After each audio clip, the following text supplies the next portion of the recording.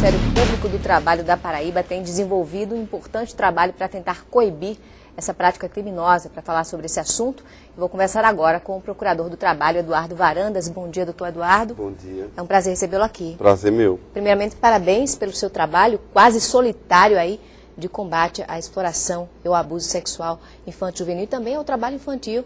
Um bom trabalho desenvolvido pelo senhor. Muito obrigado. Doutor Eduardo, no texto que o senhor postou na internet chamado Paraíba Sem Vergonha, o senhor diz que o nosso Estado, ele é um Estado omisso em relação à proteção da criança e do adolescente. Quem deve ser culpado por essa omissão?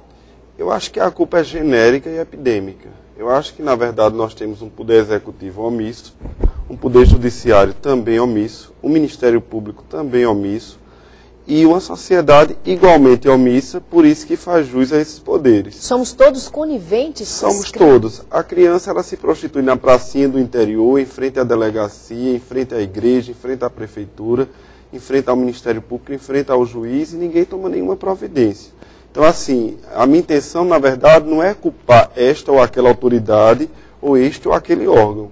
É mostrar que a Paraíba está na situação que está, exatamente porque não há um programa efetivo de erradicação da prostituição infantil. Agora, dizem que a exploração sexual, ela só não é punida porque ela envolve, de um lado, como vítima, crianças e adolescentes pobres, e de outro lado, como criminosos, a gente pode até falar essa palavra como criminosos, pessoas abastadas. Isso tem alguma verdade nisso? Tem uma verdade. Na verdade, a rede de prostituição organizada, de exploração sexual de crianças e adolescentes organizada, tem como clientes, ou seja, criminosos, como você bem falou, inclusive autoridades públicas, não é? Parlamentares e outras autoridades. Agora, é preciso também dizer que não se resume a isso. No interior do Estado, a exploração sexual ocorre com pessoas não tão abastadas e também permanece impune. Porque é da cultura do Nordeste brasileiro que a criança pobre que é explorada sexualmente é a prostituta e a vilã da história. Não existe nenhuma proteção sequer cultural ou social a essas crianças vitimizadas. E isso agrava o problema. Pois é, como o senhor bem falou, às vezes a exploração sexual ela nasce no próprio lar da criança. Às vezes a criança ela é empurrada para a prostituição pelo pai, pela mãe, às vezes ela é abusada por um tio, abusada por um pai. E aí, como é que a gente identifica e como é que a gente combate um inimigo tão íntimo como um pai ou uma mãe? Olha, nós temos que primeiro fortalecer o sistema público de proteção da criança e do adolescente. A começar pelos conselhos tutelares, pelas curadorias da infância e da juventude, pelas delegacias de polícia especializadas na proteção da criança e do adolescente e por um compromisso do poder público com esse tipo de problema. Porque se não houver um compromisso, se não se assumir uma obrigação efetiva perante a sociedade, não vai adiantar. Por outro lado, existe um outro problema que não é jurídico, é social.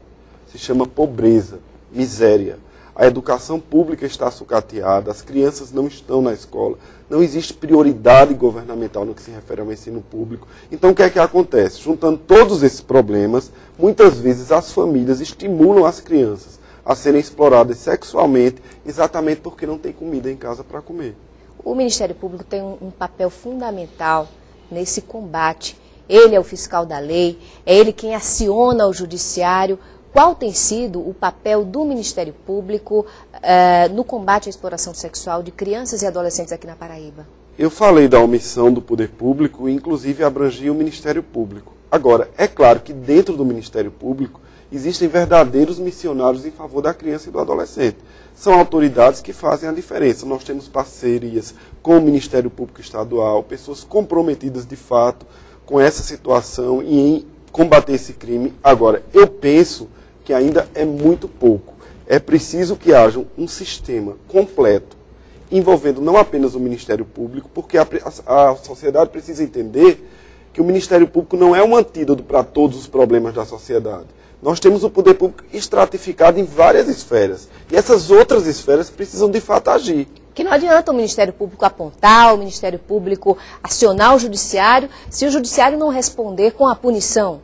Se o Judiciário não responder com a punição, se o Poder Executivo não responder com programas sociais que devolvam a dignidade à criança pobre, se o Poder Legislativo não editar leis que protejam com maior eficácia a criança e o adolescente, então é um conjunto de fatores, e esses fatores estão descoordenados e completamente descompromissados. Criança pobre no Brasil é sinônimo de objeto, é carne vendida em açougue, lamentavelmente. Doutor Eduardo, como fazer esses órgãos públicos, principalmente, acordarem para esse problema? Olha, a eleição está Porque aí, sentir né? na pele, dificilmente eles vão sentir. Os filhos dos juízes, dos os filhos magistrados, estão nos shopping centers. dos promotores, dos procuradores, não vão estar se prostituindo em troca de Certamente, dinheiro. certamente. Não em troca de dinheiro. Então, como fazê-los acordar, se eles não vão sentir na própria pele? Eu acho que a culpa é da sociedade. As eleições estão aí. Dois poderes da República do Brasil, os membros são eleitos, se conhecem muito bem esses membros. Então eu acho que a resposta deve ser dada na urna, porque, como diz a Constituição, o poder emana do povo. Se o povo é omisso, adultocêntrico e hipócrita, vai ter um poder omisso, adultocêntrico e hipócrita. Não adianta.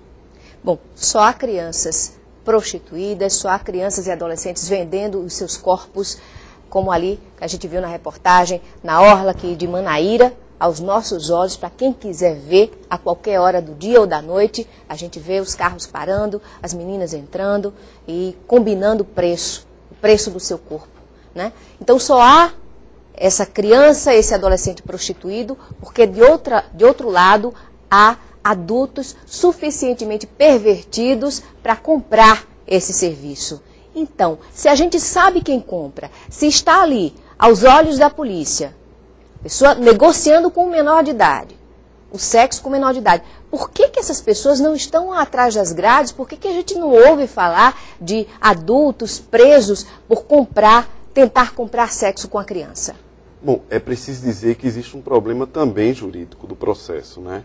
Na verdade, o Ministério Público tem denunciado essas pessoas. Nós conseguimos a primeira condenação do Brasil dentro da Justiça do Trabalho para exploradores sexuais de crianças e adolescentes. Apesar da situação negra e calamitosa, eu vejo uma luz no fim do túnel. Agora, nós precisamos contar com a cobrança da sociedade, com você que está nos assistindo. Nós precisamos, a Constituição diz que a proteção da criança é da sociedade, do Estado e da família.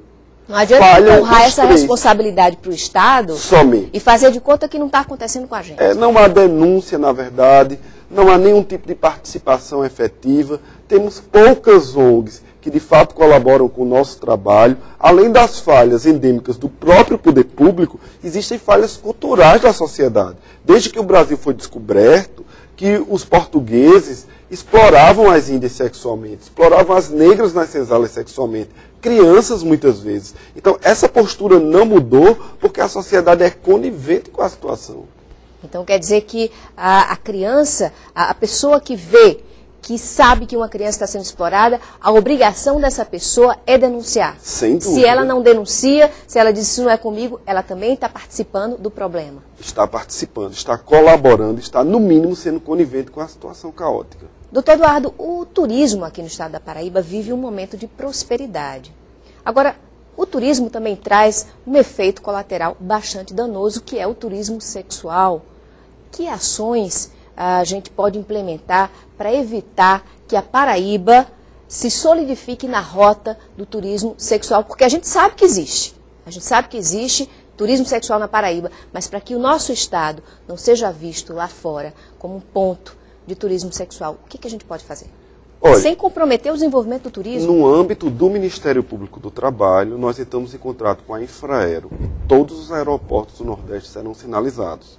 Vamos fazer um convênio com a Polícia Federal, no sentido de que quando o turista estrangeiro adentre ao Brasil, receba um panfleto esclarecendo as penalidades de quem se envolver com exploração sexual de crianças e adolescentes. Agora, precisamos da Secretaria de Segurança Pública, precisamos do poder público em outras esferas para que a coisa funcione. Não adianta um indivíduo só, ou um poder só, ou um órgão só estar envolvido no problema. É como eu disse, a mesma situação da exploração sexual não turística, que é essa que nós vimos denunciando há muito tempo, vai ser a do turismo sexual. E quando a Paraíba se desenvolver, vai ficar igual a Natal ou Fortaleza. onde você vê crianças a céu aberto sendo exploradas por turistas estrangeiros, porque a visão que se tem fora do Brasil é de uma terra sem lei. E, infelizmente, essa visão não é totalmente equivocada. Doutor Eduardo, muito obrigada pelos esclarecimentos aqui, por esse choque que o senhor pretende dar aqui no telespectador e no poder público. Obrigada. Eu que agradeço, conto com vocês.